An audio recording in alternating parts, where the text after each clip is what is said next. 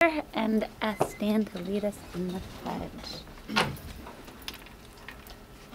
Allegiance to the flag of the United States of America, and to the republic for which it stands, one nation, under God, indivisible, with liberty and justice for all.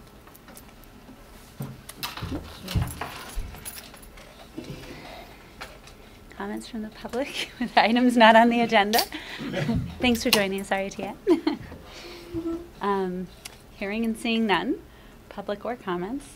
We'll move on to board acknowledgements. Anybody have anything? I have one. In your mail, everybody will receive a postcard. Mark and I have spent a little time with a group working on a summit around the Essex Educational Community Center, and I meant to bring the postcard. It's a 2-day appreciative inquiry summit to see how they might bring the tech center and the high school together, both structurally, but in a way that has it be more seamless for the students as well, the experiences they might have. And so it is, I want to say, 6 or 7 hours the first day on the 24th, and then approximately a similar amount of time, maybe a little bit less on the second day. That would be the 25th of June. So the 24th and 25th of June. That I've attended another Appreciative Inquiry Summit in the fall. I went to the Green Mountain Imperative Summit through my work with the VSBA, and it's really an amazing process. If you are available, it's a lot of time to commit, but if you're available, it's a really terrific way of looking at a set of circumstances to see the strengths and where you build from that. And it's very well structured and guided in how the process goes. You work in small groups and you wonder where all the time went. It really is a nice process. So it happens that our family will be out of town, so I won't be there, but the folks who've been working on planning it, there's probably 18 of us or so, and folks will be there facilitating, and there is an official facilitator as well. But it's largely the work of the high school board. It is ideal. That is the intent of it. I think if you had to cut out early on part of it, that might be fine. It is sort of a building process, so I think their hope is that folks who can commit to the 2 days. And it includes a couple meals. So it's going to be held in the rink at the high school. And I think they're hoping for around 100 people or so. And I think this will help to guide the work of the U46 board in looking at strategically at their plan for the future, to capitalize on the resources of both programs, the high school and the tech center. So I encourage you to consider it, and totally understand if that doesn't work for folks, but you might enjoy it if it can work. And so take a look at the postcard, and I think there's an RSVP right on it to Liz Subin, who's helping to organize that effort as well. So that was my board acknowledgement. I think that's it. Mark and I have a training on Wednesday. Superintendent and chair training. We are really, really professionally developed, he and I. So that we'll bring back to you whatever should come out of that as well. I know Mark has 2 days at a superintendent conference following that Thursday and Friday. So there's a lot that's gone on with the close of the legislative session and some clarity around H361, among other things, of course. And so we will come back, I think, uber informed on those topics and be able to share with you our takeaway from that. I do know that the cost containment piece of it will have impact on our district, as it will all districts. But there are other pieces of it too that are impactful, potentially positively, and with tax incentives and various other things that aren't out of line with the work we're trying to do to study now whether or not the pre-K-12 opportunity for our kids is the direction we want to head. And I'm sure that that clarity around H361 will help inform the work happening at the Red Study Committee as well. So that's all we have on that for now, but stay tuned. The VSBA did send a thing on it too. So, all right, I will, if there are no other acknowledgements, questions, thoughts? Then I will take a motion on the consent agenda. I will move we accept the consent agenda as presented. And a second? I'll second. All right. All those in favor? Aye. All those opposed? Passes 4-0. Thank you. And then I'm going to promptly hand it over to Mark. Hopefully folks had an opportunity to take a look at the monitoring reports, 2.1 and 2.2. And we also have Dan's. So we have a full agenda, folks. But Mark, if you want to take it away, that'd be great. I wonder if Kimberly, you can drive with a mouse. I've got the. Yep. I've got him. You can call up so Connor can keep his eye on this ball as well. Actually, Yep. Where's it might be way over here. this guy? No, that's Dan's. The next one over where it says May 18th. What happened there? This one? Oh, go back, Kimberly. I think it's, is it one of those Board packet on the far left, tabs Mark. Is Oh, that yeah. it? bottom? This? Is that it on the Bottom bottom left. left? Oh, this Yeah. guy. There we Yep. go. Yep. Yep. That's Yes, it. Scroll down. Thanks. You got it. Thank you. These are last week's minutes. Yep. Yeah, we should say 2.1 on the top. There it is. That guy? Mm-hmm. Thank you. So in keeping with past practice, highlighted in yellow background changes that I made to this year's annual reports. Thanks for allowing me to adjust my reporting out schedule. Because of Roger's absence, we bumped 2.4, which collapsed these into one night.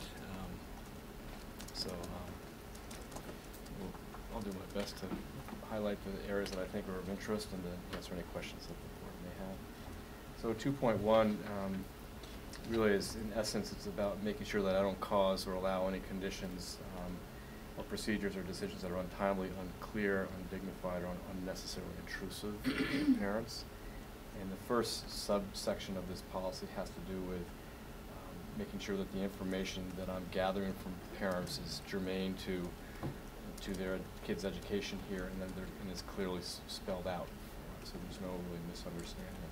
And I've kept the main ones that I think are most relevant to this subsection, and I've added a piece related to our truancy procedures, and based on the most recent case where one parent in particular was not really clear about how residency status is interpreted here in Essex Town. It was a great lesson for me to learn and to put in place. Not all pieces are in place yet. Put in place procedures that are more transparent and more understandable. And I'll talk about that in a minute. So I wanted to highlight that because that didn't stand out in the last couple of monitoring reports that we've seen. And I've referenced Champlain Valley Region procedures because by state statute, a rule made back in 2010 that we had developed regional procedures based on our student attendance policy. And so we created that as a group of Champlain Valley superintendents. And interestingly enough, that document doesn't live on our website.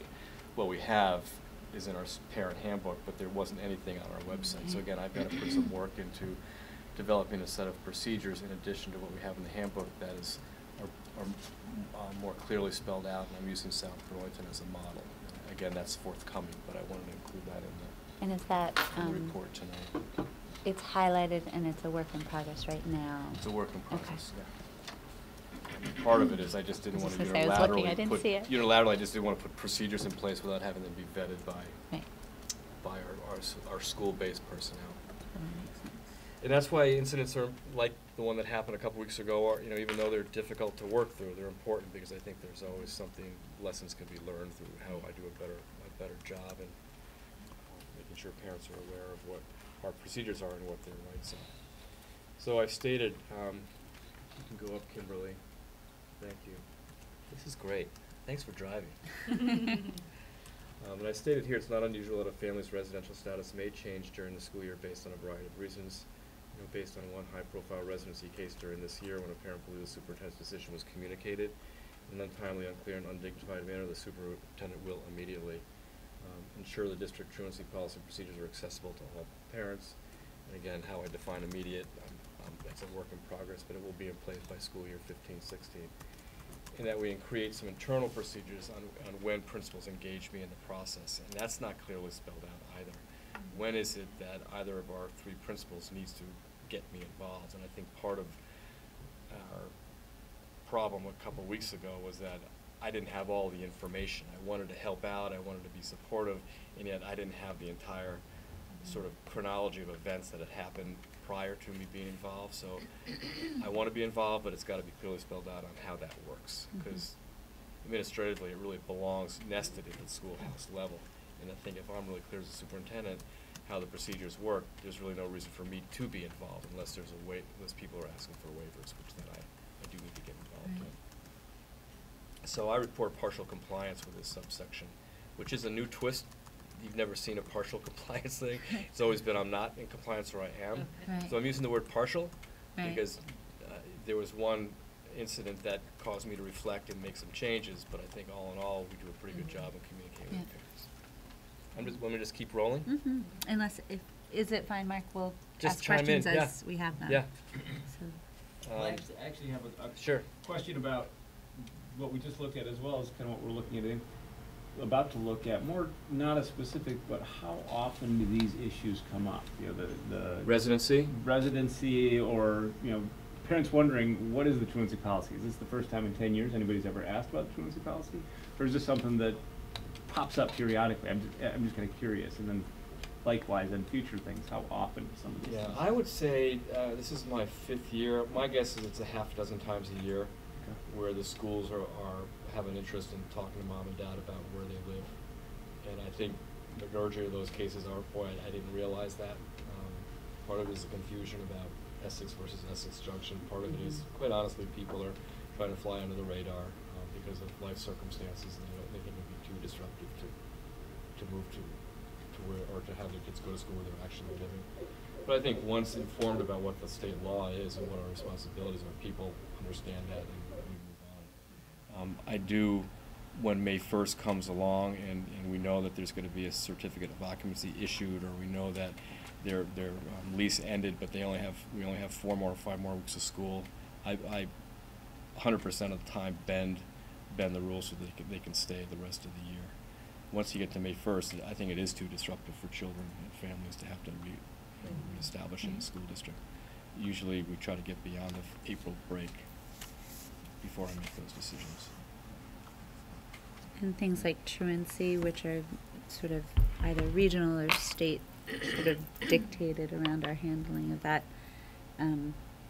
There are letters to that and processes and procedures which we wouldn't necessarily find right now if we were to look, but they exist and you guys operate by them. They exist and in the parent handbook, but honestly, I don't think that that's a reference document. I think they believe, I want to give it greater prominence on the website where it lives, where, there's a section on bullying and harassment, which is a really important policy, and I think student attendance, again, in light of what we've worked with this year, I think that has to have greater prominence as well. And two really distinctly different issues, truancy and residency. Yeah. Very They are, yeah. Yeah. Yeah. Thank you. And actually, this one had a little flavor of both. Right. And this next subsection has to do with, let's see, I interpret this policy needing an adequate level of confidentiality regarding any student family information is obtained in the course of professional service unless disclosed, serves a compelling professional purpose, or is required by law, and that the information must be secured in ways that are only accessible to authorized personnel. And I added a couple of new ones this year.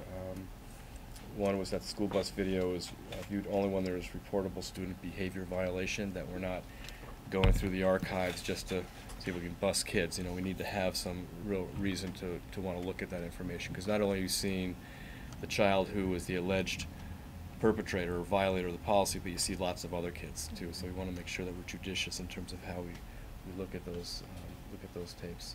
Can I ask a question on that, Mark? Yeah. If there were to be a claim by a parent or a student against a bus driver, I presume then the video It's used. is used. Yeah. I didn't think that belonged in the policy in this, my interpretation, but absolutely, we've used it as a tool as well to help drivers get better at what they do. Training and developing, yeah. I highlighted, again, the importance of confidentiality. I also mentioned that school counselors inform specific school personnel when unique family circumstances are affecting the student's school experience.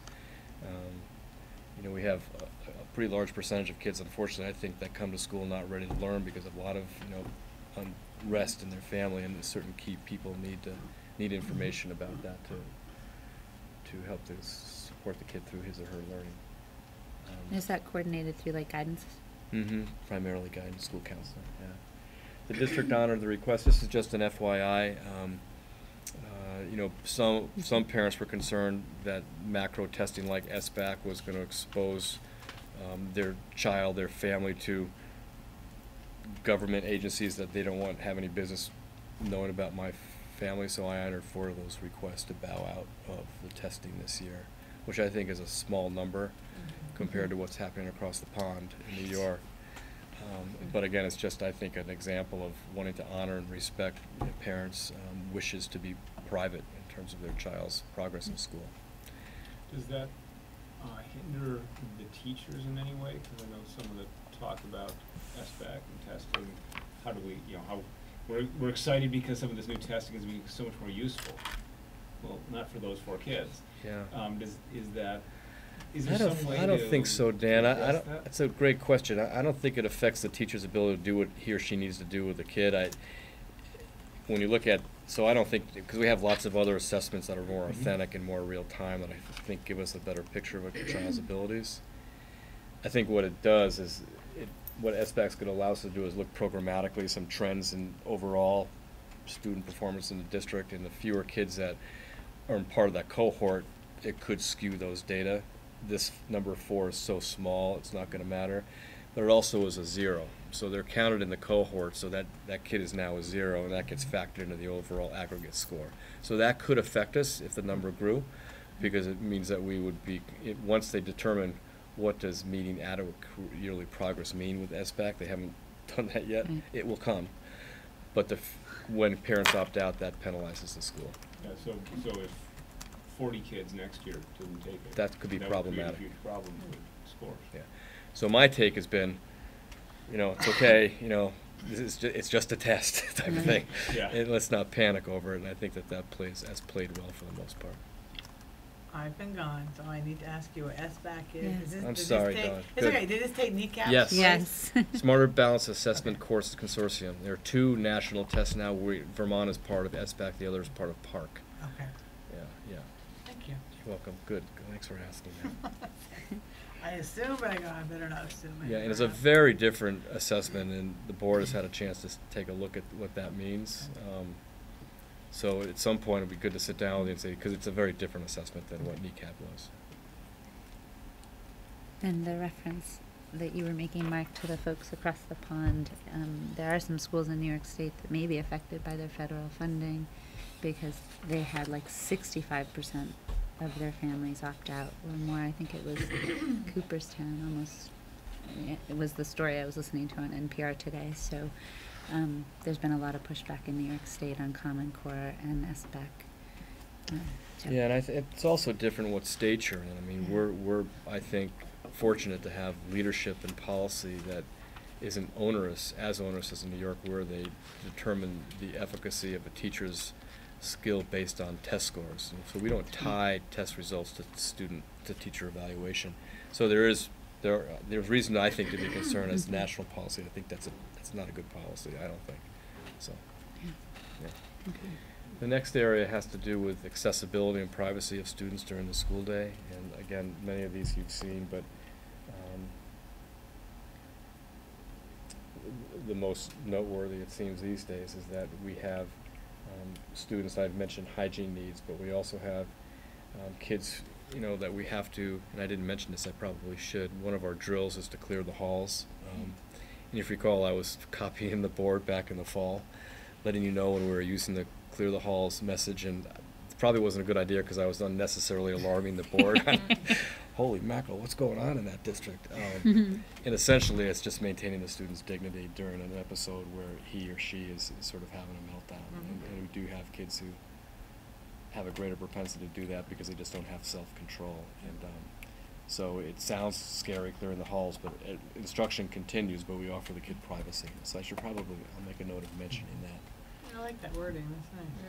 Yeah. As one who's been here mentoring, when it happens and not infrequently, I mean, it's not every single time I'm here, but the kids themselves handle it Yeah, as though just it's so simply a great. matter of course, and we shut the door and we continue what we're doing, and it's not an alarmist matter at all. Where I think the very first time I was, what does clear the halls mean? Because I'm not sure I was complete, but the kids that I was with, they were no big deal at all. They totally knew what was going on and just. Yeah. And unlike other drills, which we drill just because we have to, and I'll talk about that in a minute, clear the halls is one of those that we have some frequency, so they execute very well.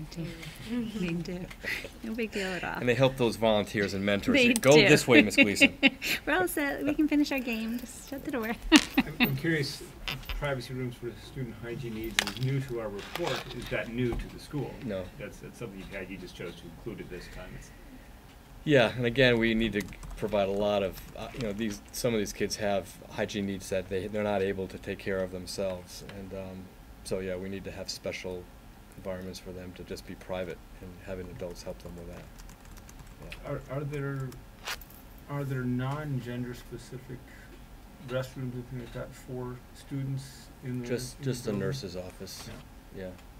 And in the elementary school, of course, some classrooms, many of them have bathrooms bathroom right in in that there. one room. Yeah, and we lose that option as kids move up. So the next subsection is fail to establish with students and parents a clear understanding of what may be expected and what may not be expected from services offered. And again, you've seen a number of these, and these are, if no surprise, these are state mandated policies, many of these, and Kim has reminded me and the board to show a greater sort of congruence or alignment with those policies and this policy, and I don't have data other than to say that we've got these policies online, and when we need to use them to discuss an issue, we do that. There's no more effort in that regard. Grade level advancement, we have 4 kindergartners who are repeating kindergarten this year, and so we don't do an orientation around grade around retention, but when the team is thinking about retention, the policy is used as a document to spring into that discussion. So I do think there's lots of linkages throughout the system, but again, all we have right now are they're online, and we use them when that issue comes up. Mark. Yeah, and I added student attendance policy again in light of that being a concern that I had this year. I'm just wondering, because some of these we have to report, I think maybe as I look down, it's just bullying and harassment. Any incidences of that have to be reported, right, to the state? Or they're reported? They're reported in the Sears report, which is the incidental reporting system. In June, we look through all of our data on numbers of referrals, how many were actually real incidents and how many were just reported. Right. So that's all reported. I remember there being sort of, age appropriate disproportion in the amount of incidences, and I'm wondering if that bit of evidence is something that should also live in here, if there's any pieces of the mandatory policies that we have to report on. It's a good that point. Evidence. You saw it last fall in the ENDS policy, because when we implemented MTSS, multi-tiered system of support, and Jessica's talked about that. We're doing a screening of all kids using this instrument that a team developed in fighting, bullying, harassing, just really undesirable, aberrant stuff. And I lined it up with one of the ENDS policies, which I think was 1.2. But it could live here as well. But that's where we showed it. Number of incidents that we dealt with in 2013, 2014. So is that something we might see in the fall then? You would see it again in the fall, yeah. Okay. Yeah. Do you guys have a thought about, for Mark's notes, whether or not it's something you'd want to see here, or is it fine for the fall, or is that difficult data to pull? Well, I guess the maybe year question hasn't I have. ended yet, so I mean So- we still have so 7 or that's 8 more the weeks of school. benefit of having And this it is in a the busy fall. time. I bet it is. Yeah. Everybody's hot and bothered. Are you kidding? But I can do a snapshot in terms of what has happened heretofore, but I think unless it was a surprising snapshot, you know, I feel like where you have put it is appropriate. But yeah, something we're totally out of the ordinary. And I Okay. think not necessarily as part of this report, but if something's totally out of the ordinary, we We'll wanna probably hear hear about it. anyway. So Right. regardless of Right. whether it's landing in this report. Yeah. I think you're reporting it correctly. Okay. Well, the other thing, again, this is my interpretation. These are the policies, I think, where Yeah. this stuff lives. And I don't know if it's the right approach. I know that I've made too many assumptions over the years that what I send out people read. And so I choose to use policies when the issue is live and we have to deal, rather than saying, you know, here's the information that you need to inform yourself on at the start of the year. It's just not going to be paid attention to. But when we talk about class size guidelines, and that's probably the most common thing that I use in talking about with parents and teachers, it's a livable, workable, you know, something that's helpful. So evidence this year, thanks, Kimberly, are new pieces that I've added. Homelessness was also part of the truancy residency issue, and in looking at our webpage, we didn't have as much information as I think we did that we needed. There were links, so there's more information now under student support services page. So I wanted to add that. There may need to be more added to that. It's kind of jargony, but how do we make that, you know, real for parents who want to access those services? Right now, it's a referral process. I'm getting away from myself a little bit, but it's one thing to have the procedures in place. It's another thing to make sure people really understand how that works. And so right now, it is a referral process that a school counselor would say, I've got a feeling that this family is homeless, so they refer to our homeschool liaison, who then goes through the series of questions to determine their status. But absent that referral from school counselor, potentially we would have families who might be homeless for a period of time without knowing what to do about that. I've added one call now. It used to say alert now, but that's passe. One call now, Dawn, I don't know if you're here on the board, but it's a messaging service that goes out to all We have that sta- at Chittenango. Okay, yeah. I wanted to mention that building to building parent transition activities have been updated for the 2014-2015 session. For instance, for example, Peter Farrell invited incoming kindergarten parents for a tour. They do a kindergarten orientation, which is like a packed cafeteria. It's so awesome. And then the next step this year was to invite people for a tour, so they can come and tour the building and have more face-to-face time with Peter.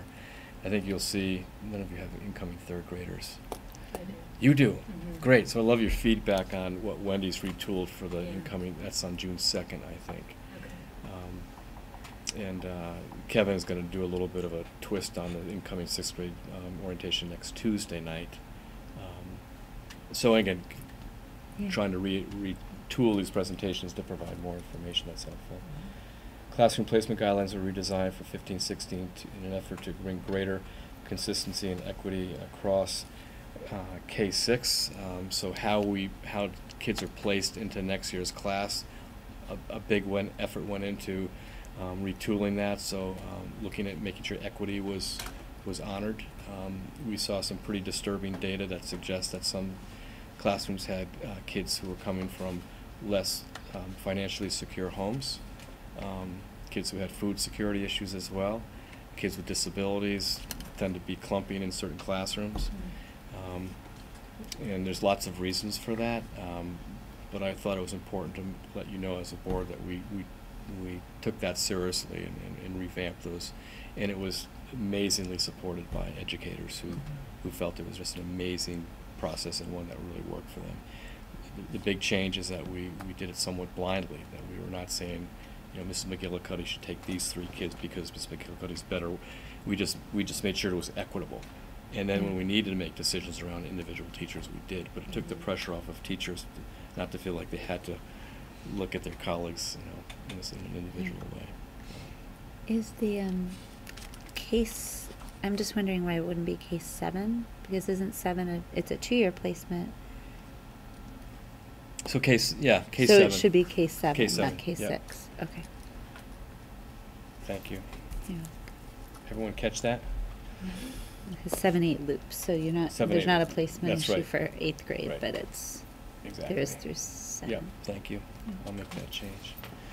I sponsored 3 parent meetings in the fall of 2014 to ask feedback on what is most important for them to hear about, and as a follow and be engaged in. As a follow-up, we had 3 parent workshop sessions, and that came out of those 3 sessions that I had with parents. Superintendent published a monthly newsletter. I don't know if you've noticed that, but I use MailChimp, and it's micro.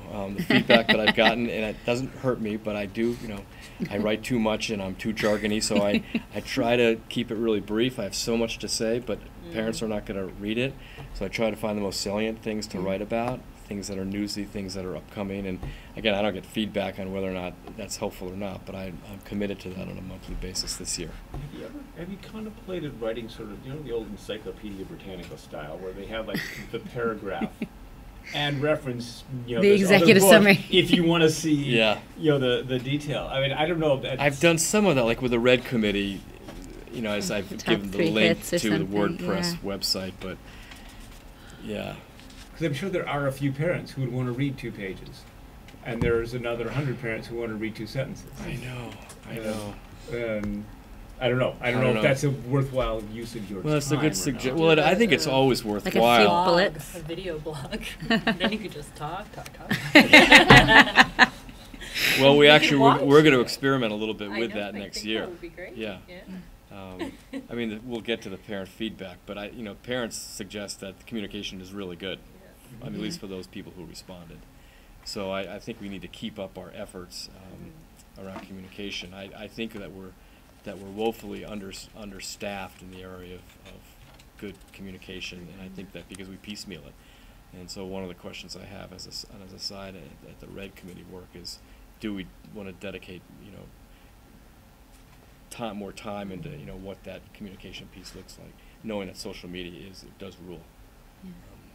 People would rather look at a tweet than look at a MailChimp from Mark, and that's just a given. District procedures on truancy and absenteeism are maintained on the district's website in addition to the parent handbook. Again, I've got to do a better job with that and be more transparent and be more user-friendly. Several communiques were sent to parents regarding the grades 3 through 8 Smarter Balance. I think that we just rocked in that area. I think we were really set up well to administer that test this spring. I think we kept parents really well informed on what that was going to look like. 2015 climate survey results pertaining to effective school-home communication suggest that 80% of our parents believe that schools are usually or always communicate effectively. Keep in mind that was only 106 people who responded to the survey out of probably 1,000 parents. So it's 10%, which is not a big number, but I'll take it. Yeah. I was going to say that's 100 more people than we would have heard from if we didn't ask. Yeah. So I don't know if it ends up being statistically I don't know. relevant, but I mean, it was don't know. You certainly may know it was better. Like certainly the response rewarding on to see those the kind of responses. surveys, Yeah. 10% isn't awful, right? No. Yeah. But ironically, if you're surveying about communication, you're inherently missing the one Yeah. that you're Yeah. not Yeah, communicating well because they exactly. didn't get it. Yeah. What's your I think- readership rate on your newsletters? On the MailChimp? Yeah. I don't know if I've done those analytics or not. Usually you can really quickly pull Click that up on on it. MailChimp. You It'll can? tell you what the open rate is, yeah. Because it would be interesting to see if that You're right. paralleled to the survey. Like Right. if you're getting a 25% read rate on your newsletters, but only 10% of people, there's a gap. Right. Thanks, It'd be Cashel. interesting to look at. I will definitely look at that. And But- it'll tell you an industry average mark for education, Hmm. so you can see how you compare to that. Well, my guess is that most people say, "Oh, Mark's message! I can't wait. I'll be to supper a couple minutes late. I need to read what Mark wrote." Yeah. So I report policy compliance in that subsection. The next is 5, fail to inform students and parents of the policy to provide a way to have parents be heard or believe they have not been accorded a reasonable interpretation of the protections under this policy. So I've listed what I've listed in the past, and in addition to that, I've noted that the superintendent Makes meeting with parents a priority at any time given the year, and when called for, helping to facilitate meaningful and helpful dialogue. I don't keep track of that. Not a lot of people come to visit me or call or email. Really, it's a very, very small group, but my table is cleared when people come in, and I think that's really appreciated by those who take the time to want. There was a fellow who wanted to talk about standards-based reporting, for example, at the middle school, and I spent over an hour with him, and I think I think he found it, and I found it just really, really instructive and helpful for me to think about systems change, and from a parent's perspective, what parents who otherwise may not feel like they have a voice in that. So, again, that's really work that I value, and I think I do a good job with. The 2015 climate survey results suggest that on average, again, 80% of parents feel like their opinion matters to school personnel. You would find that on that table, 3 up from the bottom. I think that's germane to this policy. The other part of this climate that I didn't report, I'd like the board feedback, is I put a question in. I created this survey. It's not nationally normed. It's Mark's survey. Chittenden Central does one, but it's $15,000 for 3 years, and this is the end of their 3-year program, so I'm not sure what they're going to do. But the nice thing about Chittenden Central, which it was proprietary. I couldn't get a copy of it to use. They wouldn't give it to me. Not Chittenden Central, but the publisher. I could afford it. No, I'm kidding. Yeah, and it's nationally normed. No, this is just Mark's survey. It just seemed like makes sense to me. But you can see there were low scores, and the school considers changes based on parent input. And that really isn't the policy. It's more about, do we take the opinion? Do we listen? Do we try to integrate their ideas into the overall plan? And again, I don't know where some of this is coming from. It could be a variety of things, but you can see the score is lower at the middle school than the other 3 schools. But getting back to what I mentioned is that because EMS has a lower percentage of 58% that opinions and concerns are not being listened to, that's something I need to be monitoring more frequently with the building administration, and again see where what the reason for that low score is, and not just to shuffle it all off saying some parents are just disgruntled, but I think there's something there that we need to take a look at and monitor more frequently. Does the high school do a climate survey? They do, and if you go on Chittenden Central, you'll see the results of this year's. They've done it for 3 years. I don't know how they use the results. I guess they report it back out. I don't know how they use it, but like you get the link as a parent of a kid in the high school, and I assume any of the schools in Chittenden Central. It's very comprehensive. And then you get, I think you get the report of the aggregate results. I'm pretty sure. Actually, I don't know that I swear by that, but I'm pretty sure you do. I'd be curious if there's just a downward trend of teachers listen to my concerns, as your kid gets get older, There's also an interesting, not to jump ahead, but there's also an interesting tidbit about parents aren't listened to by their teachers. Go down a page. Parents are treated with respect and dignity, 93%. Right. I guess communication is not part of respect and dignity. There's an interesting understanding of an interpretation there. I haven't really had a chance because this was not last minute, but I had a lot of moving parts, and we really haven't had a chance to unpack this as a leadership team. But I think there are some interesting inconsistencies here. Right. I also think when you look at the top of the table, and I didn't highlight a lot of these in this annual monitoring report, but has to do with parents are still unclear about what the standards are. And I think that's what that's about. That they want to be helpful as parents to help their kids grow and learn, but they're not sure what the standards are because we've moved to Common Core and Next Gen Science standards. We're talking a different language for parents, and so when they open a report card, they're going, huh? Right. So again, I've got to do a better job, and I think the parent night outs is one way, but it's not the primary way because when only 5 or 6 parents show up, it just is not reaching people. So I think doing what one of our kindergarten teachers does at the elementary school, where she's actually showing demonstrations of certain standards in mathematics, and that little clip is going home to parents, and they go, oh, now I know what this means. I think we've got to use that technology more effectively. and it's gotta be equitable, so it's not just one teacher, but it's all.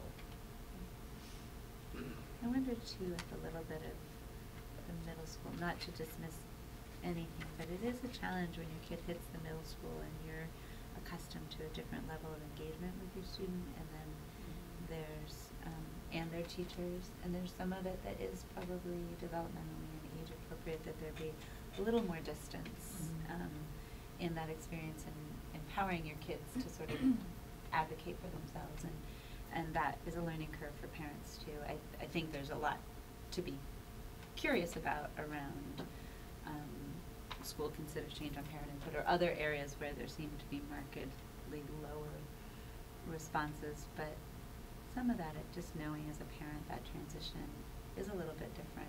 Yeah. I also think, and you, the board has pointed this out to me in the past, that before we embark on an initiative, that, you know, wanting to hear from parents what they think, even though they're not going to necessarily have the final say. The music program is one example. Even though I supported that shift, moving band from the middle of the day to the end of the school day, there were a number of parents who were concerned about that decision, and we put on our glasses in hindsight and said, you know, we missed an opportunity to inform parents on what our thinking was. Why were we doing this? I think that was just that was probably the most poignant example, and that was 2 years ago now. So in algebra is coming up, you know. So as we think about what does algebra look like, and I'll have a report for the board. I don't know if I'll be ready by June 8th. Next year it's not going to look a whole lot different than this year, but the algebra program's going to look differently. There has to be a parent engagement series, more than just y'all come one night, but several meetings to let parents know what we're thinking about. I think that lives here in this low response. And maybe part of that is, and you know, it's hard to get people out even once, but before it's all done, yeah, and it's being delivered, even to share sort of the challenges that are presented by a change in staff or whatever it is that's sort of moving the change, is at least an opportunity for people to feel as though if they've got things to share or want to just understand more about why a change of any sort on anything. Personal learning plans, I think we're doing a better job getting the word out on personal learning plans, and we're dedicating real time in the October conference days to talk more about that. So, you know, I think that we've learned a little bit over the last few years that there are some things that we shouldn't take anything lightly when we're shifting some of our programs. So that's it for 2.1. And again, for the most part, I report compliance. I've got some partial compliance in there. I'm going to throw a curveball at you, but I recognize there's some things I need to tighten up with communication with parents, especially. Any additional questions or thoughts for Mark?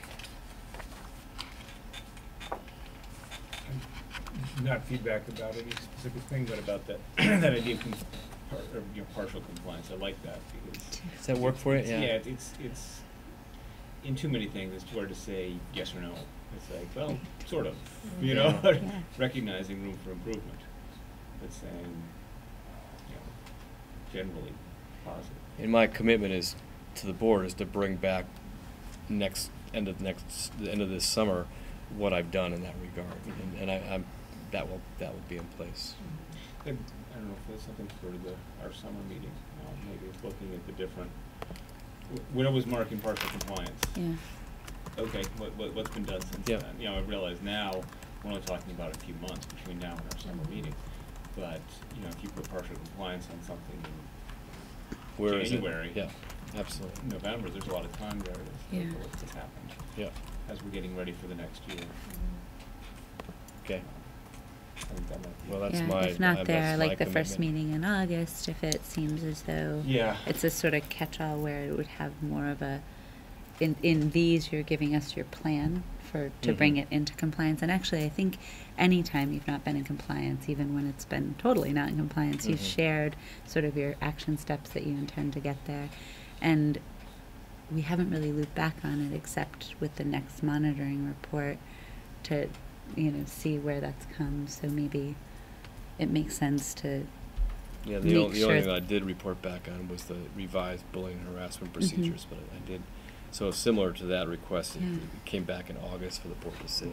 Yeah. Well, something else we might consider, I know this is always sort of our prerogative to say, hey, Mark, give us a report on this particular That's policy right. Yeah. whenever. That's Yeah. right. We say, okay, you're in partial compliance on these couple of things, look at the calendar, when should we insert a Yeah. brief Yep, good point. policy monitoring Yep, Yeah. for anything you're out of Loop compliance back on that. or Yeah. in partial compliance? yep, absolutely, it's the prerogative of the board, as long as it remains aligned with what the policy is asking for. Right. So, All right. So either we'll hit those in the summer or maybe August at a time that seems appropriate to follow up on our partial compliance ones. Yeah, I feel like almost this late in the year, it's almost like, Yeah. well, let's see a little bit of next year's school year. Right. How you put it in place. That probably makes sense. I'm gonna make that just one of those things to sort of keep as a tickler in our thought process for how that goes in. The only other thing, and it's not really a Mark thing actually, was our discovery in the process of the last month or so that we want to consider a process for ourselves in hearing claims against our local policies that might be at a level that require a board response. And so we had made a commitment that we would look at that, and I actually have a process that Randolph is using, and is it Orange Southwest? or Southwest. Southwest. They're a little bit ahead of us, or they've been practicing in policy governance longer. So they actually have on their website a set of board operating procedures that are on their website that help guide their process if there's a complaint against any of their policies. So that's work I like to put on our work agenda for the summer too, so that we can take our process one step further, so that it's we're clear on it, agree on it, and we put it up on our website and people know where to go. So in addition to Mark making himself available when there's problems or complaints against any of the policies, we know our clear process, and people know that process too. Yeah, I feel like the process right now is, Kim, this happened.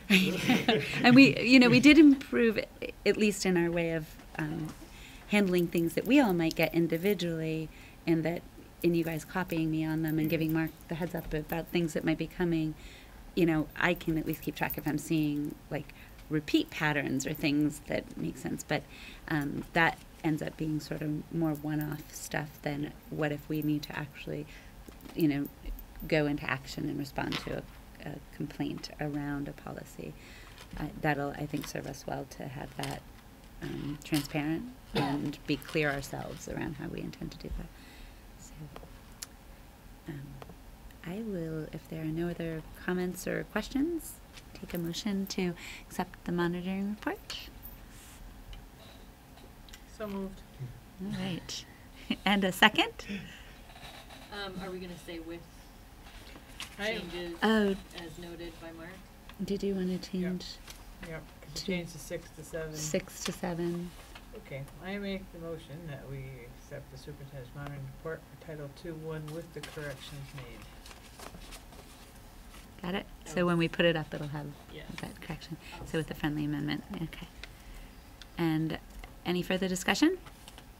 All those in favor? Aye. All those opposed? Passes 4-0. Thank you. Moving right along. 2.2.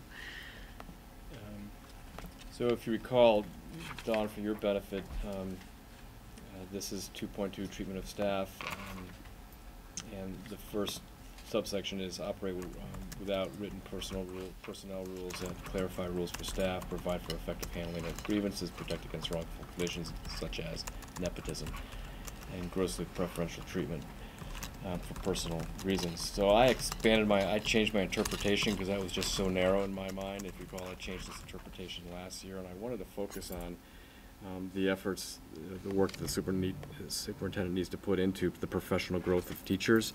So not only do I not want to do all that stuff that the policy says I shall not do, but I wanted to flip it into an appreciative inquiry way, look at the things that we want to grow in teachers, and develop in teachers through this policy. So that's just a little history here.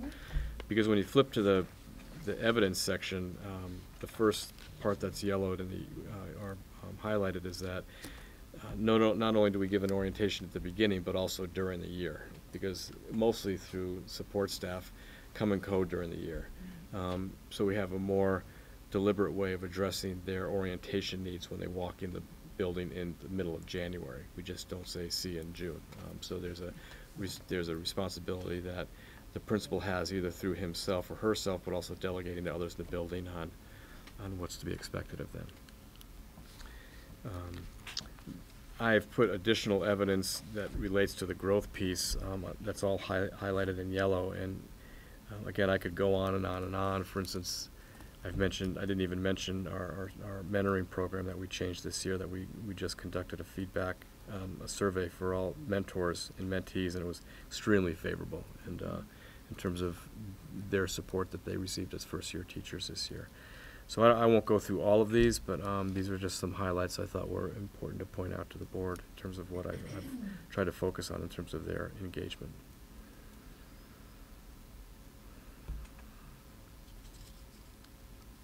Can you tell me what jump rope is quickly, or just if it's gonna take too long to do it No, it isn't what you think.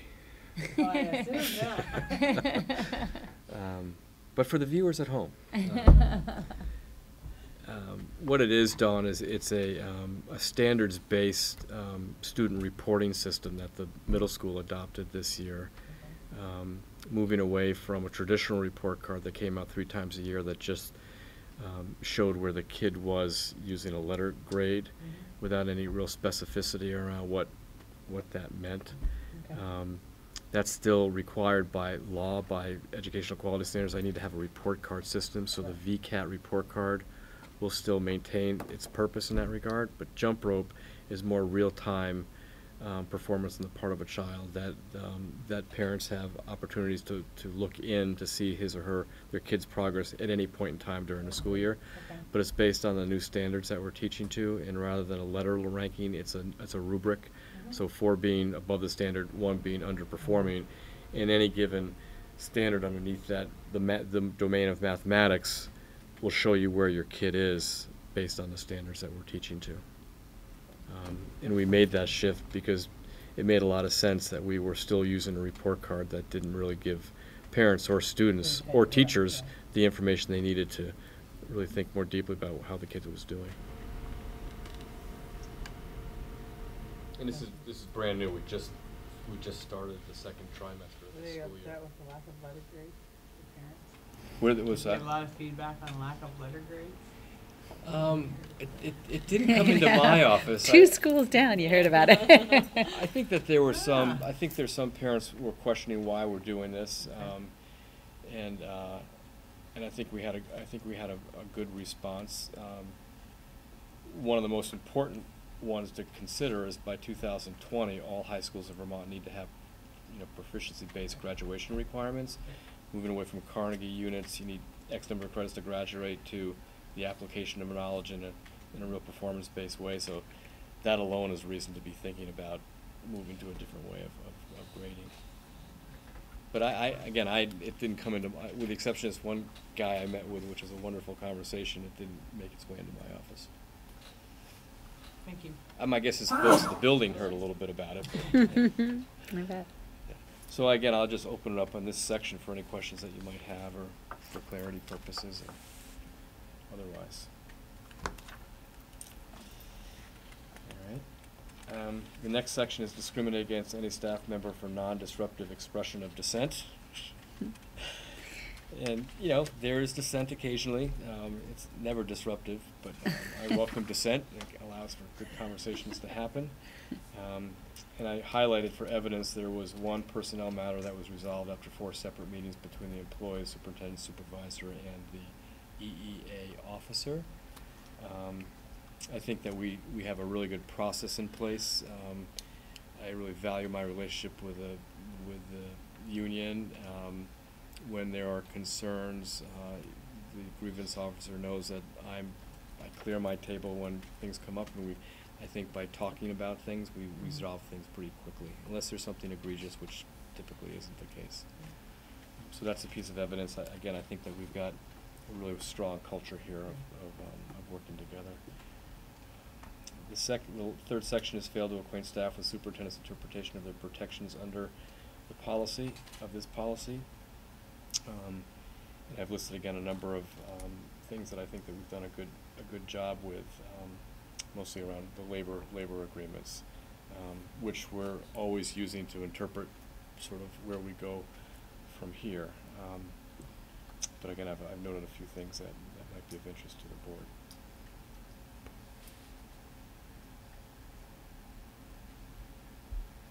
I got an email, just an FYI, from a teacher today who,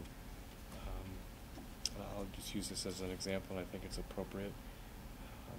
I made a decision 6 weeks ago not to allow or to deny any further requests to go to a workshop in Burlington, which is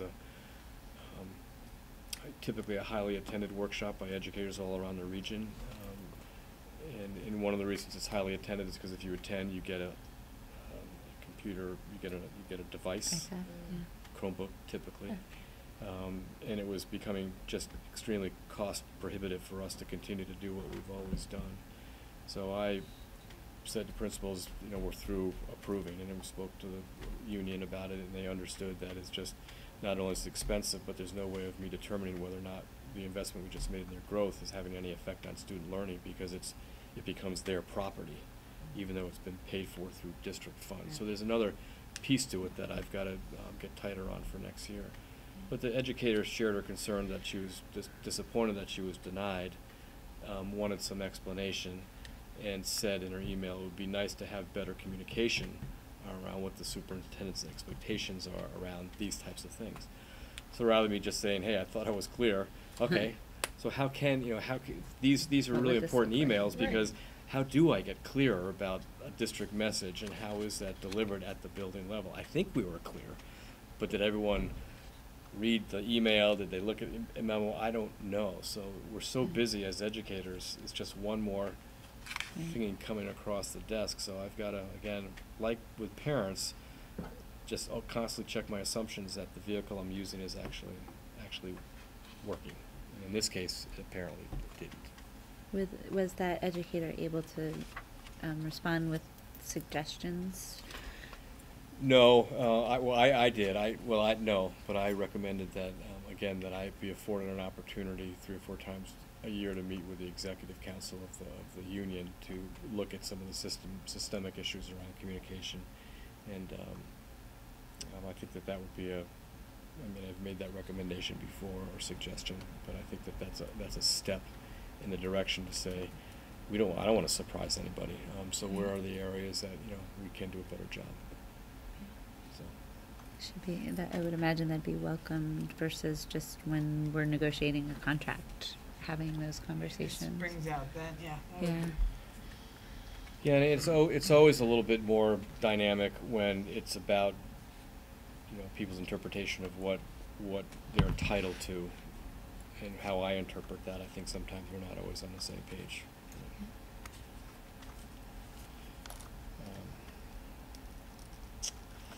So the last section is section 4. It has to do with emergency situations, and you can say I've put some examples down. I'm still very active with the school safety committee here in the Junction, in Central and Essex town. I went as far as one time this year bringing the security director to a leadership team meeting to help give us a better orientation around, in the event that there was a bomb in our building, or an alleged bomb, how do we respond? And fortunately we haven't needed to do that, but I again reached out and asked them to come up and help us better understand our role with that. Central Office Safety Committee has ramped up this year, and we actually have some protocols in place that we hadn't had in place either, in terms of should something happen in our office, how are we going to respond? I did mention that that day in March when it was 23 below zero, and I made a decision driving up Cambridge Hill at 20 after 6 in the morning to I guess I'm gonna have to cancel EMS for the day, on the fly because of the boiler malfunction. And I think we learned some things, with that incident, and the most important was that we need to practice that drill because we didn't execute, well. And I don't think it's because staff were not, doing their job. I just don't think that they had the orientation around what's my role with my 23 kids, behind me walking to Founders. What am I supposed to do? And there wasn't necessarily an obvious safety concern, but I think when you start thinking about it, there could have been some problems with that. We got lots of good feedback from parents. Thanks for doing a good job.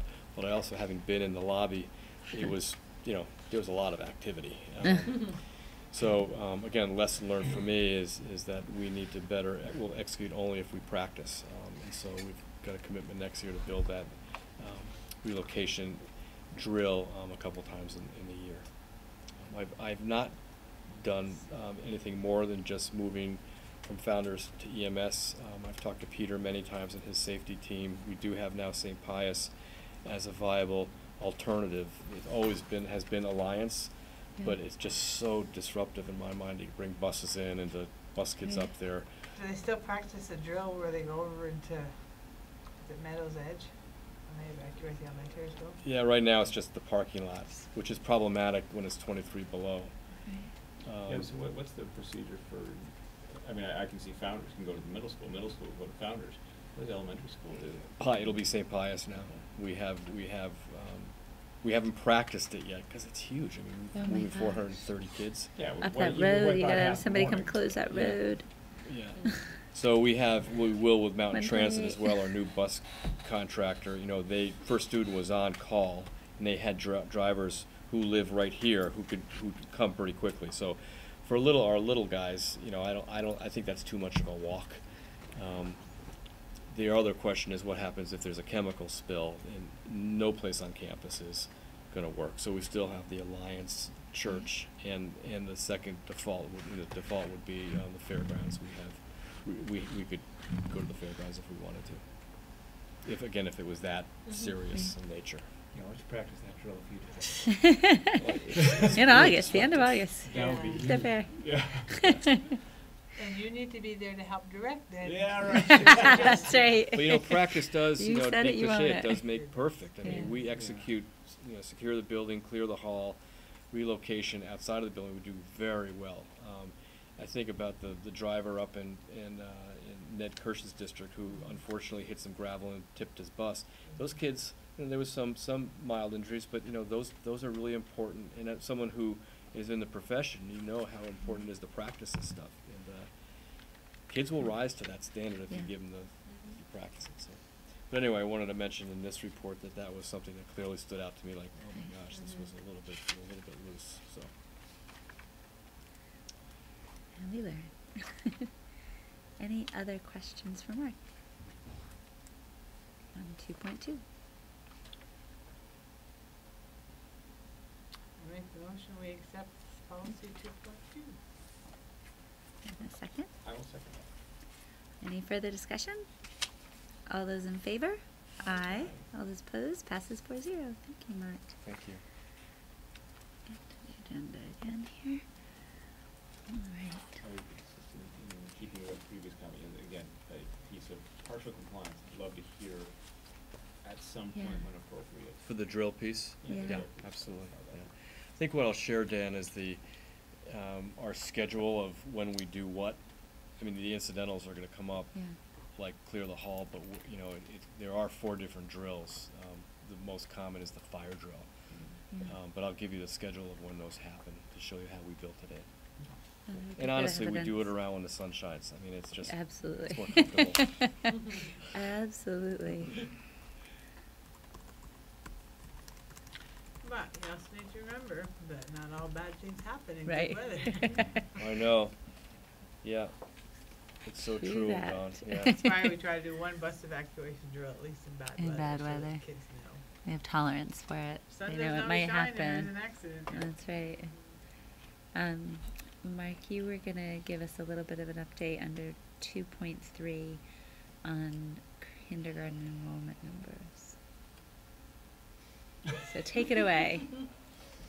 So, this is a roll of the dice. We lament this often, looking at, we've tightened up big time around really trying to access the preschool data in terms of who's in preschool, who's coming to kindergarten.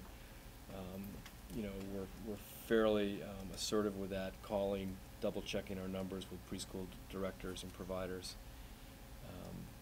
With nearly 60% of our kids who receive that type of preschool education or service, it's a pretty good group of kids, a good number to count on. Kindergarten registration is usually a pretty good bellwether of what to expect. There's typically not a large amount of people outside of the kids who move in August. And then, of course, our demographer provides some data out to 2030. And all that said, we budgeted knowing that we were anticipating anywhere from 110 to 115. So as of today, we're at 130. Wow. 10 in the last 6-7 days. Where'd they come from? What was last year? This year we're in the low 120s, somewhere around there, I believe. Yeah. So 130 is sort of the class size we've had in the past. Those are the Right. the big years. Yeah. But when you look at least the demographer's data, it suggests that the birth rate is declining. So I'm bringing that to your attention. I believe under policy I have the authority to authorize hiring outside of the budget cycle, but I thought it was prudent to bring it to the board for at least your awareness that this is where we are. If you divide 7 sections into 130, you're at 18 and a half, 19 kids a classroom. Your maximum allowable is 18, Yeah. optimal 16, low is 14. If we added an 8th section of kindergarten, it would bring our number to 16 and a half, or 17 kids. So we had intended 7. We had reduced one classroom. We went from 22 classrooms to 21 classrooms. The one we lost there was coming here because we're adding 18 to 19. Right. So it all I was worked. gonna say, that was Liam's class was the big. Yeah, big Yeah. one of that current recent- second yeah. grade class, so that made Yeah. sense. Yeah. And again, I apologize, I guess, whatever that's worth. Yeah. But again, we follow numbers very closely, and the thing I'm bringing to your attention is, I think we're at the point of having to hire, and these kids are confirmed applicants. They live in town. They're not like we're thinking about moving from Right. Milton. These Yeah. are kids. Wow. I think we can teach in class sizes of 17 or 18.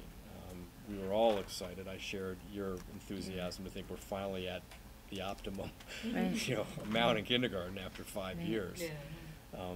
But I know we've got qualified teachers who can teach with 17, 18 kids.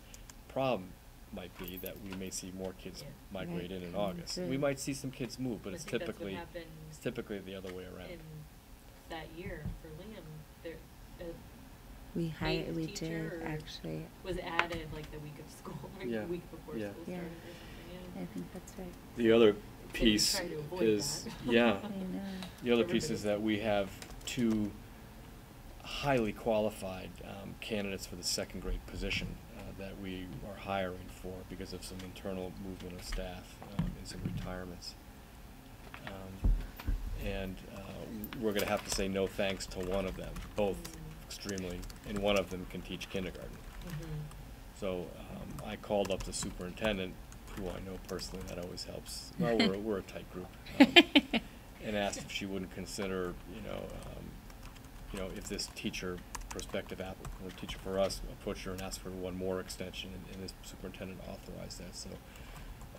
So we have her in our viewfinder if, in fact, we wanted to hire an eighth teacher. Because I don't want to lose her if that's the case. What we have to do.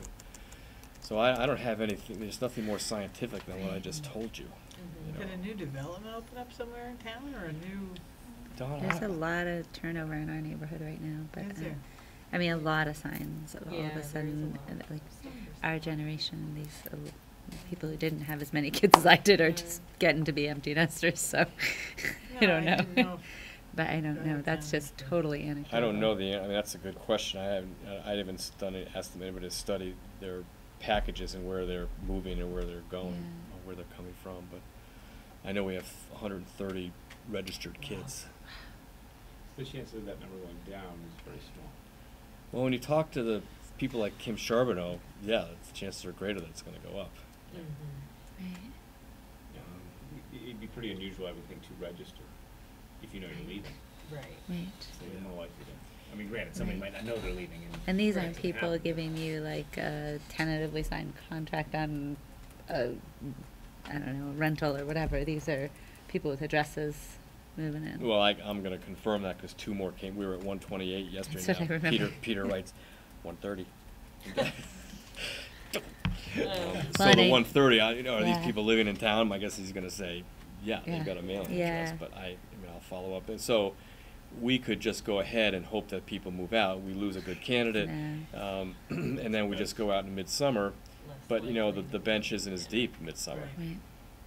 So I've looked at financials with Roger, and yeah, that's not easy. I mean, you're looking at $75,000 when what we factor in typically is 5 years and a master's, and then when there's a possibility we factor into member insurance, and that's where you come up with that figure. So that's a pretty slug of money. And revenue picture might change a little bit, and that might do some offsetting, but as Kim knows and Dan knows, having Yeah. been through our discussions the last several months, it's not like we have a lot of contingency Leeway. there. Right. But it's also, it's what's right for kids. Right. Yeah. you know. Yeah, but it's not something we have a choice on. If we're Right. looking at 18 and a half now, Mm-hmm. we're looking at 19 by August. Mm-hmm. Potentially, Yeah, I yeah. mean, that's for sure. And the thing, Mark, that I think is maybe different this time is we were not at the razor's edge coming through this budget cycle. So we didn't say, oh, we're at 18 already, but we're going to go with the 7 sections because we think that this is what we need to do from a budget standpoint. We were really embracing this idea that we were finally making some headway, particularly in were. our youngest Yeah. grades, Mm-hmm. to get to optimal class size. I mean, we didn't pull those numbers out of the air. There is some best practice around those guidelines that the state shared with us too as we put into place our policy on that. And I don't want to speak for the whole board, but I know we've had conversations at this table at budget time where we've said, no, we don't support that because we are at budget time in violation of our own class size policy. And, there was a different configuration considered because we felt uncomfortable violating our own policy as we were budgeting. Right. So this situation seems clear to need to be addressed, and I feel also some comfort in knowing this was nowhere near anticipated, and it was really something we've tried to avoid because we have said those couple of times, and it sounds like one of them was your son's year, that these late hires are a real challenge for families, for the district, and that we need to just be careful to make the hard decisions in January if we need to, in planning for that. Which kindergarten is our crapshoot year, really? We just don't have that same It is the opportunity. year, we don't have the problem. I mean, we had one year, remember, I had to hire a Third third grade, I grade think, teacher because we had all these, like, where'd they come from? And But I right, think they that that's moved in an with older anomaly, kids, it's usually the yeah. kindergarten. Yeah. Well, I just think about, as you say, the quality of the student, the quality of the teachers that we can hire now So key. is different from the quality of the teachers you can get in August. So key. And, I also think, not that it's our responsibility to worry about another district, but if you pull a kindergarten teacher from some other district, hire them the second week of August, well, that puts them in a tough spot That's right. too. Mhm. So it's a domino effect. And I can tell you It's anecdotally that these 2 candidates are like, oh my gosh, yeah, Yeah. they're really strong. Hmm. That's encouraging. And Yeah. the one thing that is perplexing is that with so much more information on our preschool kids, because we have I know.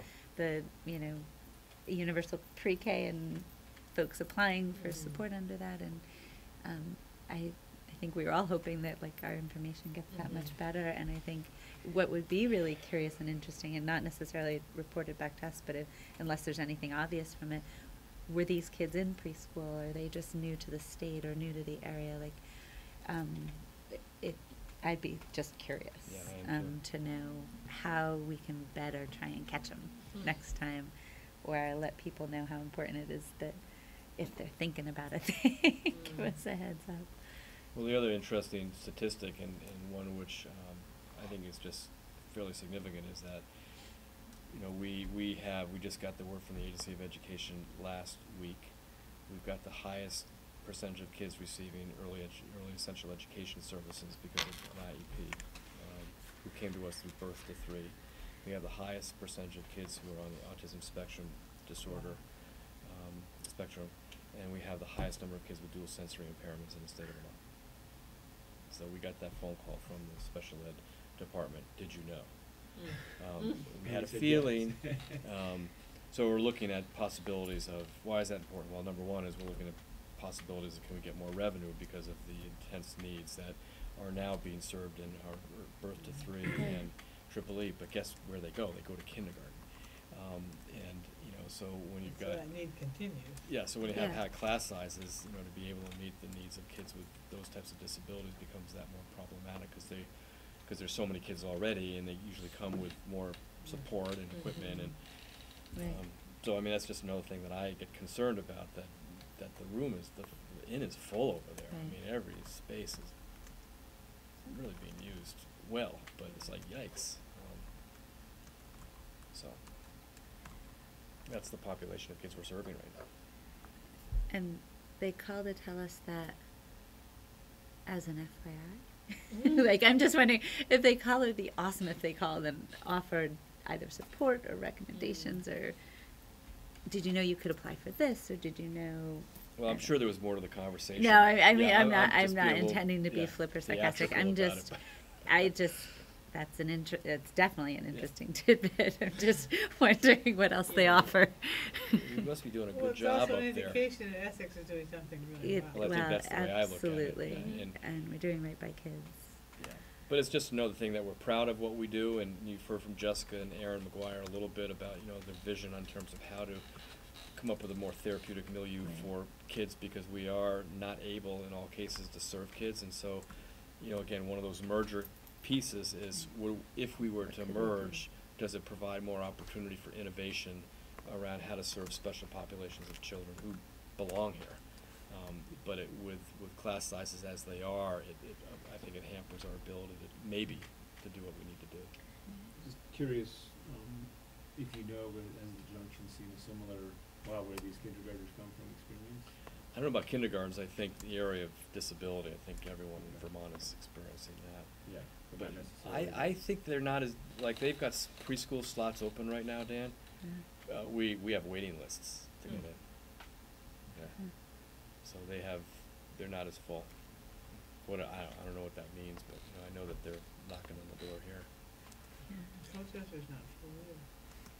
Yeah. So that's just, I'm not sure, Kim, where you wanna go with it, but I guess my recommendation at this point, I mean, I'm gonna check confirmed status, residential status, cause these new 2 kids, but my recommendation would be to, even if it's out of budget cycle, to remain true to our guidelines and try to get those numbers down. Do you need to hear from us our support? I mean, if I we don't just believe sort of. so, I just, again, for It sounds as knowing though that we Connor was gonna be generally- RETN, I felt it was a good public discussion to Yeah. have, and, Yeah. Yeah, I mean, even if those, for whatever reason, those last 2 don't count, Right. they don't really live it, you're still at 18.28. Yeah. Right. Like, so, and that's assuming nobody else shows up. Yeah. So, I mean, it's, to not hire at this point, I think would be irresponsible. okay, So I thanks for think that you've heard our support. support. Yeah. I don't mean to speak for the board. No, but- no, Well, no, thanks I for think that. that's what I Yeah. wanted him to be able to hear. We Thanks don't for need that to take an support. action, but I think we wanna let you know that for the reasons we've discussed, we're supportive. And I think, Mark, if there's any dramatic change to programming as a result of the off-budget cycle hire, if you can let us know what impact that would be having if it is, you know, pulling from something else that had previously been either discussed or highlighted in our budget. If it is able to be pulled together from other things I with think other I'll resources. I'll bring something to you at some That would point. be great. Thank you. I mean, the other thing that we're always doing is this time of year is determining who goes where in classes, and so knowing this is the direction, you know, Peter can put those puzzle pieces together now and not wait that what if. which makes Absolutely. everyone Oh all my nerved up, gosh. you know. Okay, well, thanks for that support. Thank you. For what it's worth, just math-wise, 18 times 8 is 144, so we got room for 14 more. There you go. Well, So sleep well. I love having Math Boy at the table. Love it. Oh my goodness. Got their little calculators out. I tell you though, as someone whose son went through one of the biggest classes here When they were especially kindergarten big, yeah. through, I mean, there was like 24 kids in his kindergarten class. Oh my gosh. And I mean, you couldn't move the elementary No, school. no, There they're were so small many classrooms. Yeah, kids. yeah. And so I encourage this. Lots of numbers. Yeah, Absolutely. good, thank you. Thank you guys very much. Conversation. Thanks for the update, Mark. Mhm.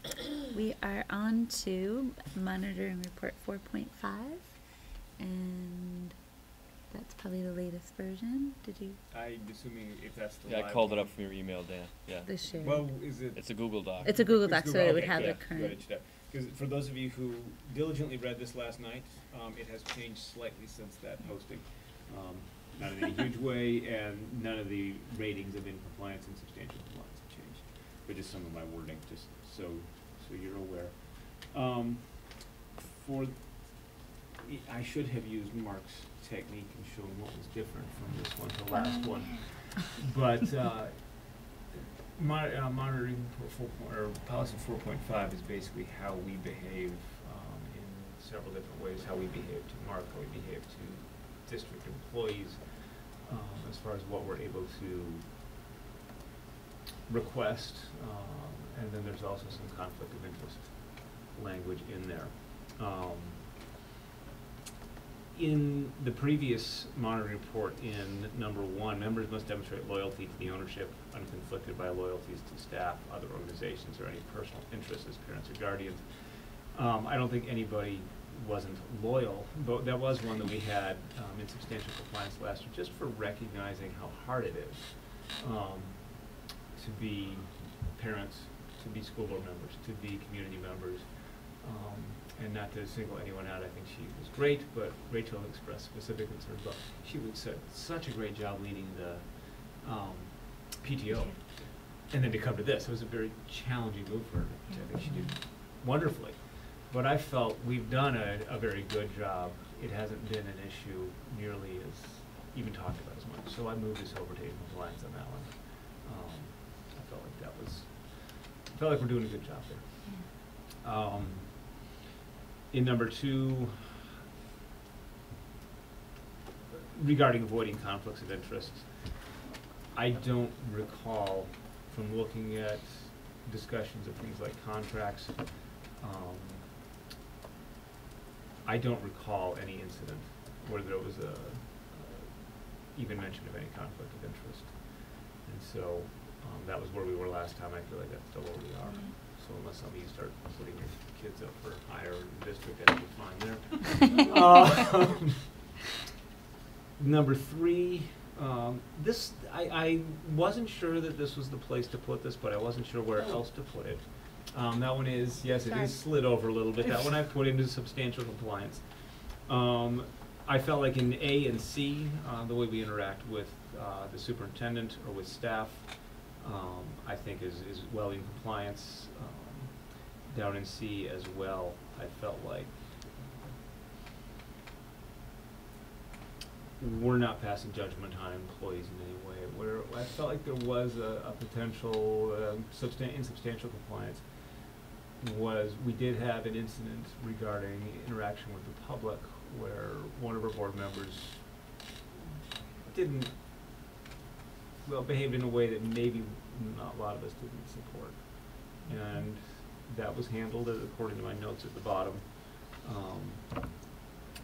And that was handled within the board, I think appropriately. And so But because of that, that's why you don't feel you're. that's why I feel like there wasn't, yeah, that's why I said insubstantial compliance. I feel like it was handled. I think and that was handled in executive session without bringing out the discussions from executive session. I feel like it was handled appropriately by all people. So, sorry, I'm like way behind you. So is it still the policy that everything is addressed to the chair? I guess in dealing with the public, that has been the case in terms of the press. And public and Yeah, and often what will happen will be a request to Mark and myself, and we'll make sure Okay. one of us has been responsive to it. I just wanted to check. Yeah, there are occasions where we might invite others to write like a perspective piece for the paper. you guys have, you know, provided support in that way, but for the most part, if they're reaching out for comment, it's one of the two of us. Thank you. Yeah, so I put down in my notes, in section 4, 5, and 6, I felt like we were well within compliance. Regarding confidentiality, again, I don't recall any incidences where anything was reported as far as anyone in the board not being confidential. I think generally we are prepared. We come prepared in 5. And despite our vigorous debate occasionally, we've always come across, once a decision is made, as being solid. This is where we're going now. So, but in my notes down there, 4.5.3 is the one I said B was where I believe we are in substantial compliance. And you said, you know, the incident should serve as a reminder to all of us that when we're out conducting ourselves, and whether it's direct board business or not, we are a reflection of the board and the district. I think generally we do a really good job. So let's be reminded of it. So unless there are, or if there are comments, or I welcome comments, edits.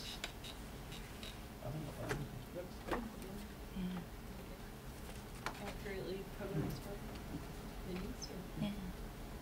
Do you need a motion on this one? Yeah, I was just going to say that, one, I appreciate you doing it, Dan, and two, I was thrilled to sort of see that we're in a place where we have, I feel like it's an evolution, and that, you know, there's no way to not both be a parent and a board member and navigate and, you know, community member and on the sidelines at something, and I think that the more we learn, the easier it is for us to help people understand what role we're serving and when we're serving it, and that it's nice to see that feels comfortable for everybody in a way that we've moved to pretty much full compliance on that. And just from my side of things, any time there's been an occasion where people have been confused by that or reached out to me and wondered, you know, what should I do about that, I think that has happened way less often, and I think when it has, we problem solve sort of together the way to navigate through it and be able to be both a parent and a board member, and on the sidelines and in the grocery store or in our community. So I am really grateful for all of our growth in that area, and mine as well. You know, it's just, I think it's a lot of integrity and a lot of, you know, discipline and a lot of passion and interest in being able to be fully engaged in all that we're doing. So thank you guys. I do want to share kind of funny experience I had in writing this monitoring report, because my standard way of doing these monitoring reports is I go to Google Docs and I find last year's, and then I can just kind of adjust it. Yeah. Well, for whatever reason, the last one in Google Docs was 2010. Oh. So I actually got to pull through, and then I went to the website to pull through Yeah. from last year. Get the But I content. got to read 2010, and I was like, wow, we have come a long Yeah. way. Right, isn't that great? So, Oh, that's great. It was just kind of an interesting experience. Yeah, no, that's good. Yeah. That's good. Yeah. I should trip back in time. What did Brendan have to say on this? Right, exactly, exactly. So now, Usually it's something to say. somebody's got something to say. I No, go ahead. was just gonna make the motion to accept this policy. 'Cause Yeah. It looks awesome. Second that. Awesome. Any further discussion? Hearing none. All those in favor? Aye. Aye. All those opposed? Passes Actually, 4-0. acceptance with much thanks, Dan. Yeah, Yeah, right. thank you. you. So that's how it goes, Don. Okay. That's how they go. That was cute, okay. But they're, you know, in the same way that we hold Mark accountable for the 1s and the 2s, those 3s and 4s sort of are our code of conduct and how we're doing our work. And even if sometimes they seem pro forma, that opportunity to kind of reflect, and we don't have the same amount of work Mark does in It putting also serves as a into it. reminder, too. Absolutely. So most of them are monitored just once a year, some more than once, to include the one that's coming up, which I think is 4-7, which Cash will did in December or January. So it's definitely not Cashel next. Did we already assign one to Rachel? I feel like Rachel said Oh, I she would think do you're that right. one, Yeah. I think so you're I right. think we want to put that in the minutes because she's not here. Either way, no Yeah. kidding.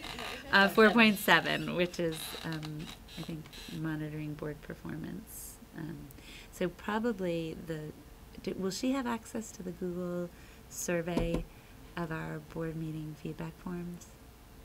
Do we all have? mean the the results. Mhm. Okay, Yeah, so she that should. I'll make sure It's she been knows, shared and in with- case that's in case she's not sure where to find it, because I'm not sure I would know where to find it. So, I know exactly how I would find it. Cashel, can you find Cashel. No, not telling me how to find it. Cashel, send it to me. All right. I think, let me just take a look at that. Let me just get back to our agenda here, folks. Sorry. It's now buried under several things. Red committee I think we update. are. That's, thank you. Do we have an update again? I think we haven't met. Tomorrow night. So we meet tomorrow night. The one thing I will say is on the agenda for tomorrow night is a straw poll. I don't know how the question will be posed. And then, I'm going to inquire with Brendan, because the other piece of it is to talk about what pieces we feel we still need before feeling prepared to sort of move on an opinion. There's a lot of work still to be done around articles. I was going to check with Brendan to see if we might flip-flop and do the conversation that's first. What do people still need to know to feel like they can do a thumb up or thumb down in terms of a straw poll at the table?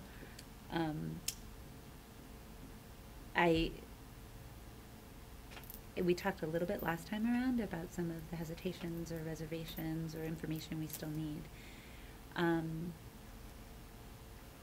If the question were posed in the way of, do you support moving forward with pre-K through 12 educational system? I personally feel as though I would say yes to that question.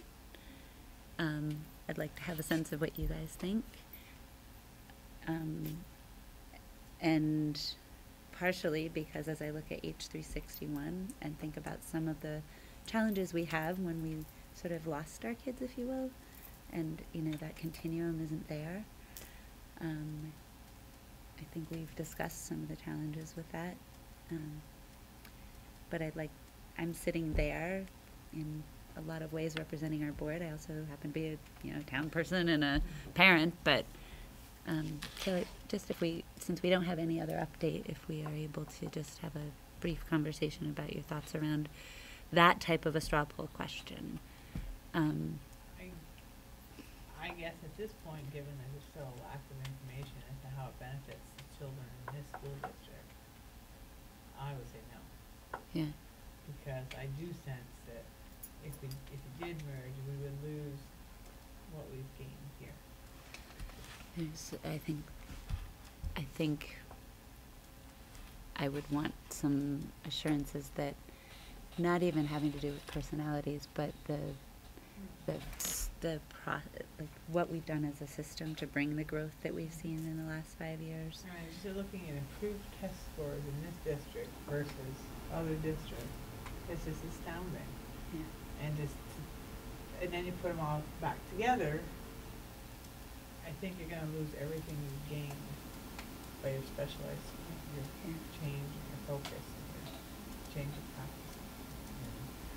I think it's a risk. And I don't wanna and see maybe them an get lost in the opportunity. shuffle. Yeah. Any other thoughts, you guys? I honestly don't feel like I could do either way. Up or down? Yeah, I haven't unfortunately been to many Yeah, of the no. meetings, but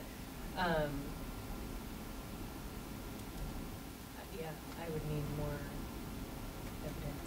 I mean, and I feel like I would support the majority Yeah. because I would trust that they're voting on, substantial evidence to Yeah. show that it's going to be a benefit to students.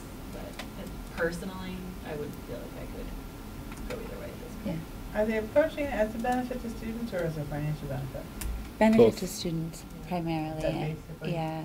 I think the order of events and how we've done the study and brought folks to the table to share. But it's not exclusive to that, because there's certainly expected to be some financial benefits, particularly in, like, we're pretty tight on administration, but I think there's, to support the bigger multiple districts in the SU, there is a bigger central administration that I think might be viewed to be some cost-saving opportunities to not be replicating their work. So does that aptly capture the focus of that? Yeah, we met today. I want to make sure Dan has a chance. Yeah, to that's respond. what I was Sorry, I gonna. didn't mean to- No, that's okay. That's right. I would have to say I'm almost to a fault an optimist. I'm not afraid of change. It's never been. And so I continue to look at it perhaps with rose-colored glasses. I don't know. And see the opportunities. And I also really liked the several meetings that we had, a couple of the police departments, and sitting down with the other board members and recognizing, you know, we always say, well, you know, what drives us is what's best for the child. And Yeah. I don't know who said it, but someone in one of those police departments said, you know, what's most important is what's best for the children. Like, oh yeah, we do think about, we might not have the same structures, we might not, but we really do have the same goals. And so I do continue to be optimistic. I'm in many ways with Cashel going, well, we don't really know the details yet. I don't know that I'm more in support or less in support of it than the idea than I was 6 months ago. I still think 10 years ago I couldn't believe we weren't a school district. You know, when I first moved here, I was like, really? How That's many great. are there? How many districts are there? So there's many things that I can see that could be smoother, more efficient.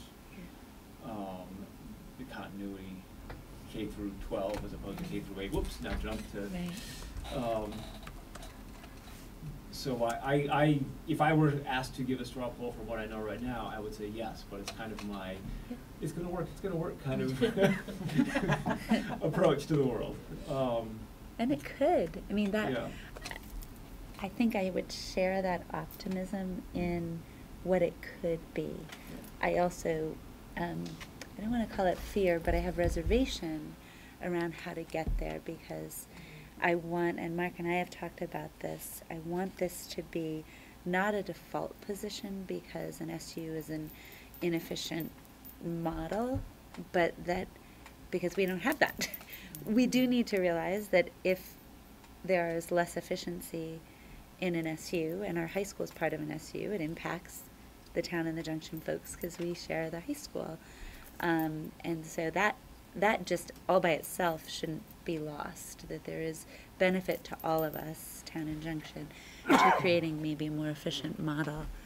I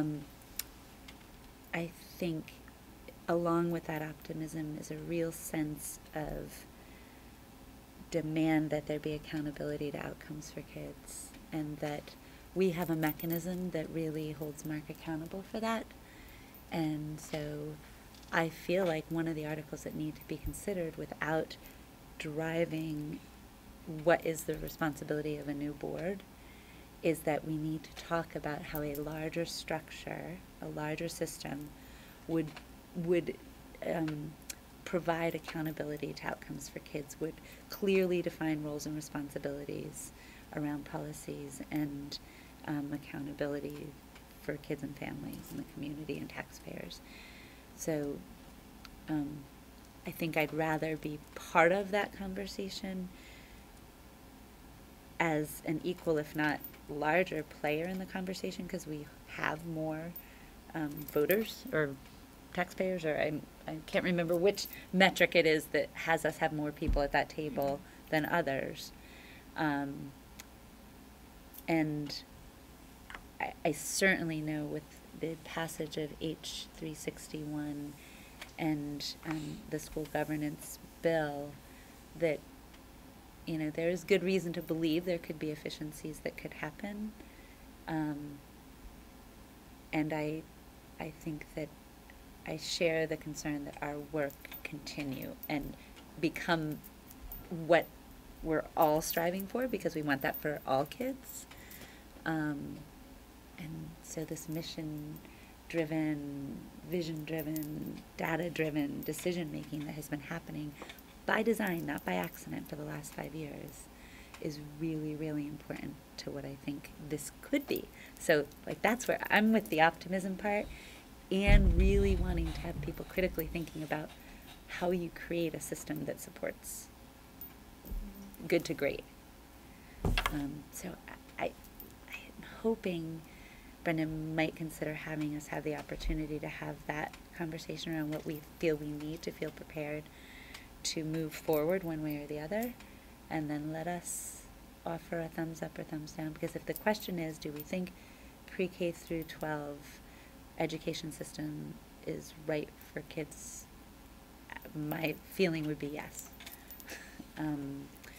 So that would enable a thumbs up, and otherwise I'm sort of like thumb diagonally up but to the side, because I just want to make sure that we're able to continue the great work and not get lost on, because Right.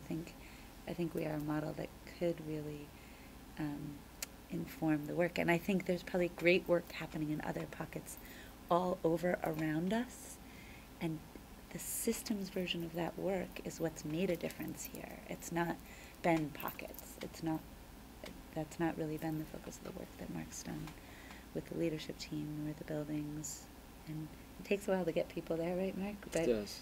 a lot of Yeah. people are on the bus now, I think, far more than those standing next door. It's true. You know, standing next to the bus saying, why are you doing that? We decided the bus wasn't so bad. I hope so, yeah. Yeah. Because there are no cameras on this bus. No cameras on this bus. Do you, Mark, have anything to sort of share beyond what we've No, I, shared? I That can, thought I of can a straw appreciate the poll? ambivalence. I too remain hopeful. I'm in support of the continued study, and I think that if I were asked, I'm not going to be, but if I was asked tomorrow night, I would put my thumb up. I do think it's about leadership. I do believe that the things we have to merge, like the systems, I'm not as concerned. It's more about a cultural shift that needs to occur. Yeah. It isn't about the town, it isn't about EJ, it's about Westford, it's about solidarity among all three entities, and I believe that will take time to get there, and I think a good, strong leadership structure will allow that to happen. I'm just absolutely convinced that this is the way to go, and it will take time because of the cultural aspects of it. You know, we met today for nearly 3 hours. Both Judy DeNovo, myself, and the two directors of business and finance to start looking at some of the efficiencies. And there are efficiencies to be realized. There's no question that there will be, I think, a sizable, benefit financially to look at this thing, and just broad stroke. But to me, the more important question, Dawn, which you sort of have questions about, is it going to be good for kids? And I'm convinced that it is, if we're doing it thoughtfully. This would be a formal launch no later than July 1st, 2017. So what I'm thinking is like, okay, we got to get to work, because it's a lot of work. Right. And I appreciate the pace at which, that we're taking to really make sure that we've got that engagement piece especially established and confident, that we have people aware of what we're talking about. But boy, there's also, we could get going on some things now, and I can't, because there's nothing that connects those puzzle pieces yet. So the first retirement that is going to happen at the leadership team level, just sort of making this up hypothetically, whether it be a chief financial director or a curriculum coordinator or a superintendent, or what's the plan? Because you have to, there is no plan right now for succession. So I think that it makes sense for me to start thinking about now, before those sorts of things start happening. Is this a time to jump off? Right. And I think, just to speak to the timing situation, while the report was originally anticipated to be coming in June, I don't see that that's going to happen. But it was also with the target that we'd be voting in November. And if I didn't mention it before, the Chittenden East folks really strongly recommended against voting at a time that was a special election, because you're just going to get naysayers to come out, largely, if there's not otherwise a reason for people to come out to the polls. And so to align it either with the municipal budget or the school budgets in the spring, would still give more than a year for implementation, because the July 1 is important for the accelerated tax benefits.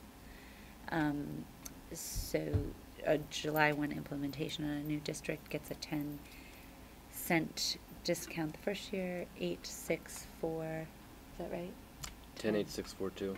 10,862, a 5-year tax incentive. So off of that, now it's 99 cents for this year. We're planning everything on $1. So that is if you're up and running July 1, 17. So otherwise, after that, it's, I think if you're up by the following year or you voted by July 1, 17, I think it's 8,642, and it's only a 4-year incentive. So there's real money if this were to be looking like it's the right thing to do, to motivate ourselves to do it well and do it expeditiously. And so to have as much information as possible before we hit next fall's budget season. I would fully expect that, you know, the study piece of it and the back and forth with the department, because it goes back and forth with the agency of ed and the state board of ed, I would have to imagine that must happen by the fall time so that we would begin informing if we were moving in that direction, and ample time to have people feel they've got what they need to make a decision in either beginning of March or April. All that while we'll be doing budgeting for our current budgets and planning for our current work. So, but I don't anticipate there'll be a report for the end of June. I think that's quite quick considering the external financial person, I think, is under contract now, but probably hasn't done it, you know, isn't reporting out to us yet. So that piece will be important. Yeah. I will keep you guys posted. The meeting is tomorrow evening, and I think, oh, we have a great action item. I'm so excited to share, and I'm sure Dan will be as well. We knew that we had settled on an agreement with our support staff, and we are officially ratifying as a board that agreement tonight.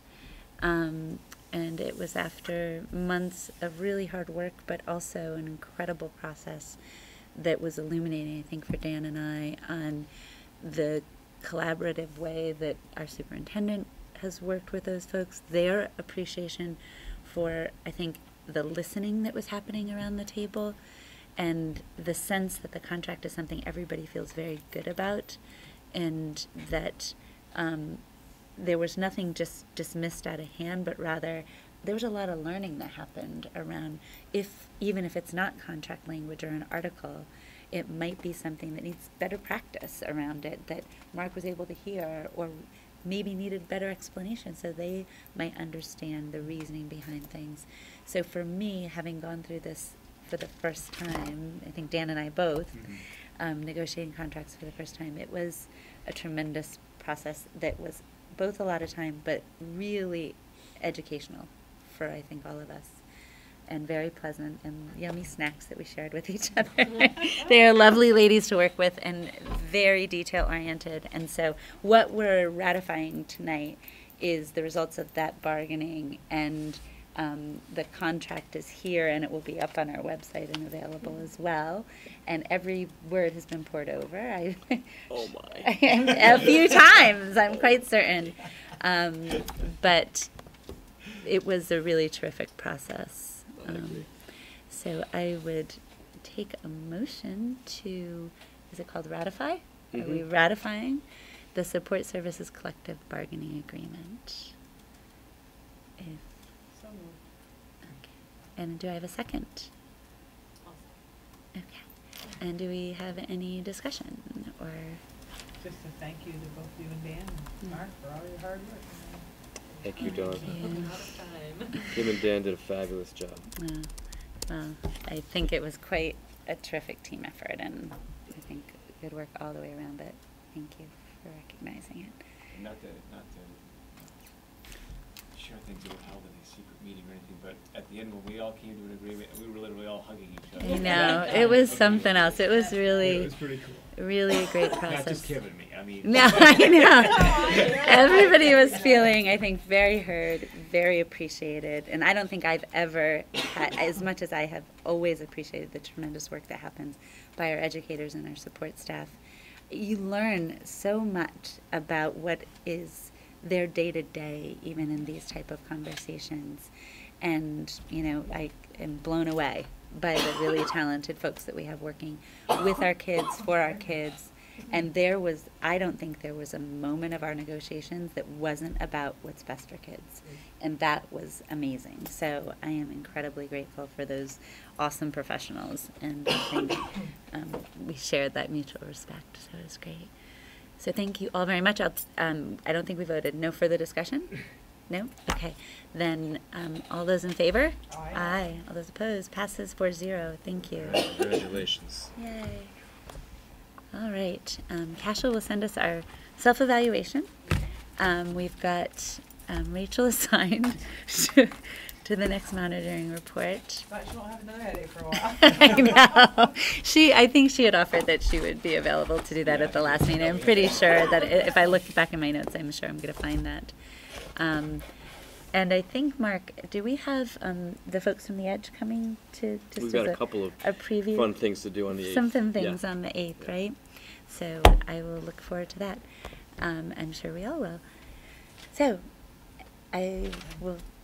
Make the motion we adjourn. Yes, thank you, Don. And Great. all second, casual seconds. All those in no discussion, guys. Okay. All those in favor. Aye. Passes 4-0.